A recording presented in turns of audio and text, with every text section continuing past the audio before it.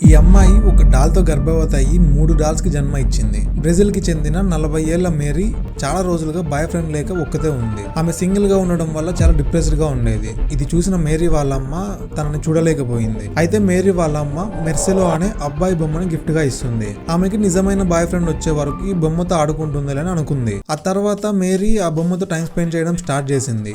కొద్ది రోజుల తర్వాత మేరీ ఆ బొమ్మతో లవ్ లో పడి ఆ బొమ్మని పెళ్లి కూడా చేసుకోవాలని డిసైడ్ అయింది. ఆమె రియాలిటీలో బతకడం మానేసి ఆ బొమ్మతో బాగా కనెక్ట్ అయిపోయింది. ఆమె 2021 డిసెంబర్ లో ఆ బొమ్మని పెళ్లి కూడా చేసుకుంది. ఇక్కడతో ఆగలేదు. ఆ తర్వాత ఆమె ఆ బొమ్మతో హనీమూన్ కి కూడా వెళ్ళింది. ఫన్నీ థింగ్ ఏంటంటే హనీమూన్ జరిగిన 35 నిమిషాల తర్వాత ఆమె ఒక డాల్ కి జన్మ కూడా ఇచ్చింది. ఈ పిచ్చితో ఆమె సాటిస్ఫై కాలేదు. ఆమె 1 సంవత్సరం తర్వాత కవలల బొమ్మలకు జన్మ ఇచ్చింది. కానీ టైం గడిచే కొద్దీ మేరీ వియూన్ చాలా పిచ్చిగా మారిపోయింది.